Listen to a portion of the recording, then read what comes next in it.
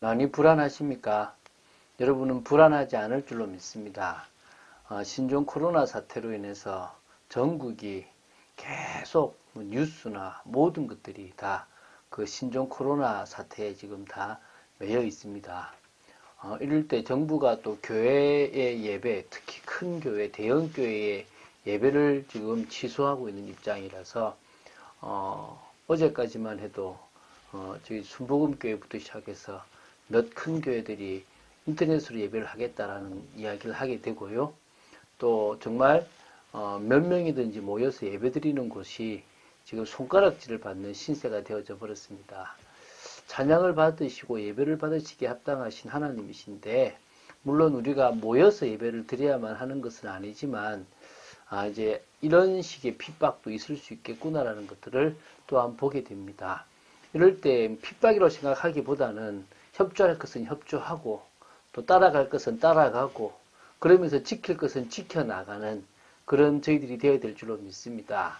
마음에 하나님 원하시는 중심을 가지고 또 오늘도 쉼을 통해서 더 주님을 바라보고 은혜 속으로 들어간 여러분 되시기를 주 예수 그리스도 이름으로 축원드립니다. 자, 사무엘하 15장 13절부터 23절까지 말씀을 보겠습니다. 13절부터 15절 말씀을 합독하고 사무엘하 15장 13절부터 23절을 보겠습니다. 13절부터 15절 합독하겠습니다. 전령이 다윗에게 와서 말하되 이스라엘의 인심이 다 압살롬에게로 돌아갔나이다 한지라. 다윗이 예루살렘에 함께 있는 그의 모든 신하들에게 이르되 일어나 도망하자. 그렇지 않으면 우리 중 한 사람도 압살롬에게서 피하지 못하리라. 빨리 가자. 두렵건대 그가 우리를 급히 따라와 우리를 해하고 칼날로 성읍을 칠까 하노라. 왕의 신하들이 왕께 이르되 우리 주 왕께서 하고자 하시는 대로 우리가 행하리이다. 보소서 당신의 종들이니이다 하더라. 자, 안타까운 일이 벌어진 거죠. 자, 지금 사무엘하 15장 12절에 우리가 어제 봤던 말씀에서 압살롬의 반역이 성공적으로 이루어졌고 그 세력이 급속히 커져갔다는 것을 우리는 보게 되었습니다. 이제 13절부터 25절은 아들의 반란에 충격을 받고 예루살렘을 떠나 도망가는 다윗의 비참한 모습과 그 과정에서 가드 사람이었던 이때가 다윗을 충성스럽게 수종하는 그런 내용이 같이 등장하게 됩니다. 자, 다윗의 일생 자체가 파란만장한데 그 중에서 이 아들 압살롬의 반역으로 이리저리 쫓겨다니면서 사람들로부터 저주를 당한 이 시절보다 더 비참한 때가 없었을 것입니다. 이때 눈물겨운 시를 한 편 썼는데 그게 이제 시편 3편입니다. 여호와여 나의 대적이 어찌 그리 많은지요. 일어나 나를 치는 자가 많소이다.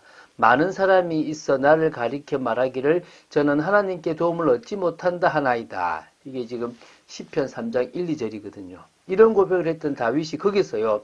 왕으로서의 힘을 상실하고 이리저리 도망쳐 다니는 자신의 자신을 모욕하는 많은 사람들의 틈바구니에서 오히려 의지할 대상은 여호와 하나님밖에 없음을 고백하는 그런 신앙 회복의 모습도 이 3절부터 8절에 나옵니다. 그래서 시편 3장이 그런 시가 되거든요.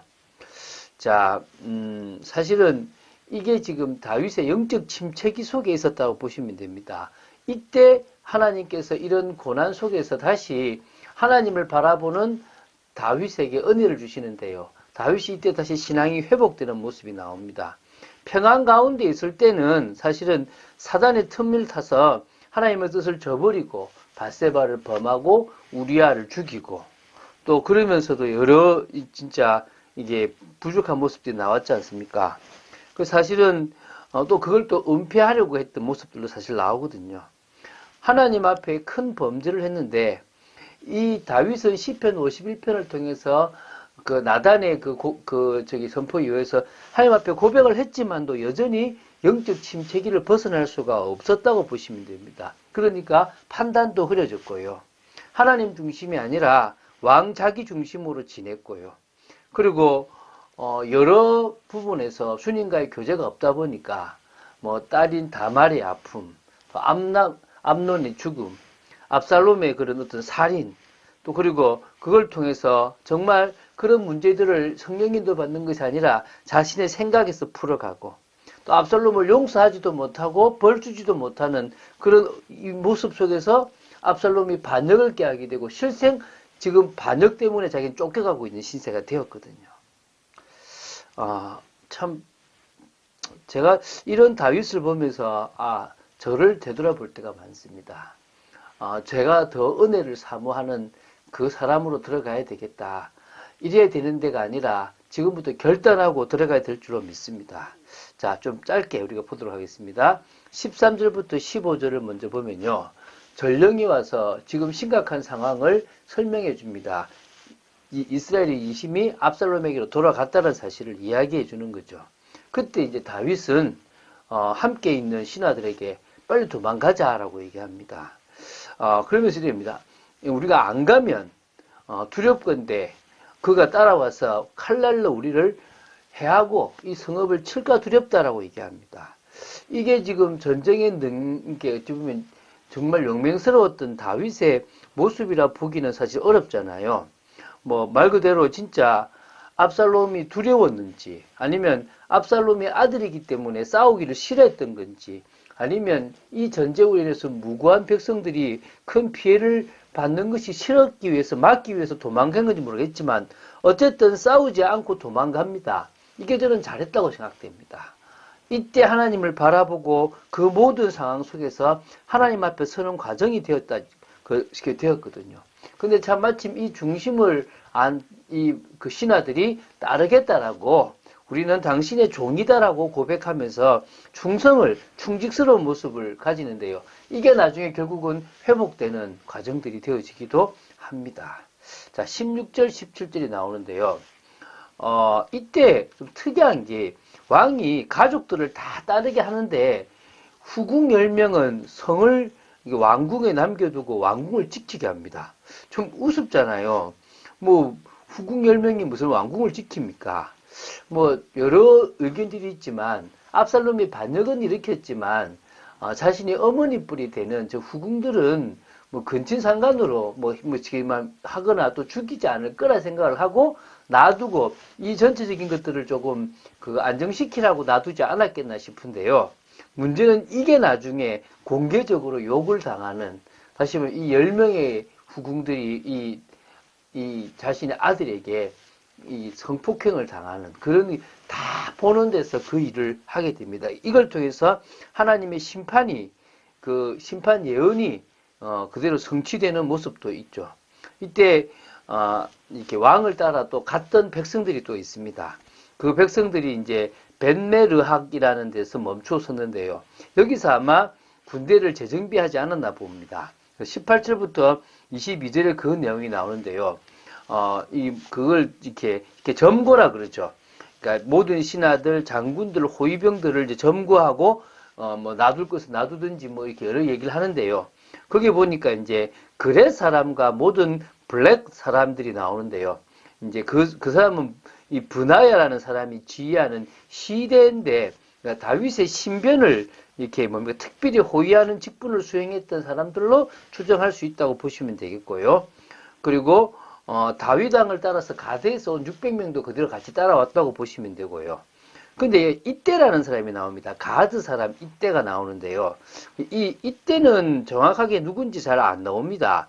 그런데 아마 이게 추론해 보면 사울 왕에게 쫓겨다니면 그 시절에서 블레셋의 가두로 망명해서 생활하고 있었을 그때에 이때가 이 다윗을 보고 관심을 가지고 또 다윗을 따라와서 같이 이제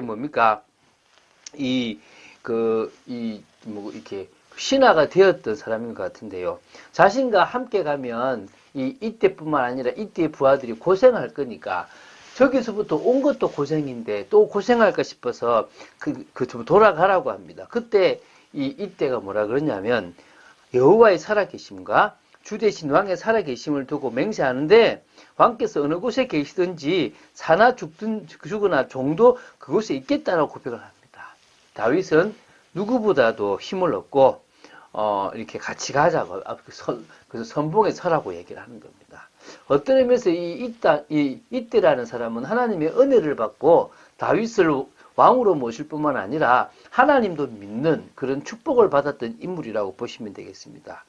23절에 보면요. 결국은요, 다윗을 따라다니는 많은 신하들이, 많은 사람들이 큰 소리를 울고요. 결국은 기드론 시내를 지나서 유대 광야로 들어가게 됩니다. 참 안타깝죠. 이때 이곳을 지날 때 지었던 시가 시편 63편이지 않겠나 생각을 합니다. 이 광야로 가는 길에서 물이 없어 마르고 곰핍한 땅이라고 63편 1절에 이렇게 묘사하는데요. 그런 환경에 처한 상황에서도 하나님에 대한 원망을 하지 않고요. 하나님을 찬양하고 또 그의 강한 오른손으로 자기를 굳게 붙들어 주실 것이라고 고백하고 또 여러 가지 하나님께서 넘어서 하나님이 다시 회복시킬 것을 믿고 고백했던 시가 63편입니다. 이 고난의 시간표에 더 주님을 바라보고 믿음을 회복했던 모습을 볼 수가 있습니다. 그래서 어떤 의미에서는요, 우리에게 어려움이 있고 고난이 있을 때 더 큰 축복이 있음을 봅니다. 그런 축복들을 누리게 되길 바랍니다. 한 주간 동안 유다와 다말에 대한 이야기를 했습니다. 특별하게 많은 걸 다루기보다는 이 도덕법이나 세상의 법 위에 언약적인 법이 있다는 사실을 기억하면 좋겠고요. 또 이 이방 여인이든 상관없이 하나님의 은혜를 받으니까 지금 어떻게 됩니까? 정말 그 언약과 통하는 인생을 살아가고 하나님이 그를 이 메시아의 조상으로 세우셨다는 것입니다. 우리도 언약을 붙잡고 언약과 통하는 축복된 인생을 살아야 될 줄 믿습니다. 내일도 중요한 말씀을 허락하실 것입니다. 이제 요셉에 대한 이야기로 들어갈 것입니다. 요셉에 대한 이야기를 보면서 우리는 또 하나님께서 이 꿈을 주시는 과정, 그 언약 속에서 말씀 속에서 꿈을 붙잡은 그 과정들을 좀 보고 또 인도받는 축복이 있어야 될 줄로 믿습니다. 그런 응답을 누리는 여러분 되시기 위하여 오늘도 은혜 속으로 들어가고 말씀 속으로 들어간 여러분 되시기를 주 예수 그리스도 이름으로 축원드립니다. 주는 그리스도시요 살아계신 하나님의 아들이심을 고백합니다. 다윗의 모습을 보며 저희들의 인생을 되돌아봅니다. 지금 저희들의 인생을 점검하고 영적 침체기에 있고 성령의 인도가 아니라 내가 주인 되어 있다면 다시 한번 내려놓고 성령의 인도를 받고 깨어서 기도하고 말씀 속으로 들어가는 저희들 되기를 원합니다. 은혜를 내려 주시옵소서, 긍휼을 베풀어 주시옵소서. 감사드립니다. 주 예수 그리스도 이름으로 기도드립니다. 아멘.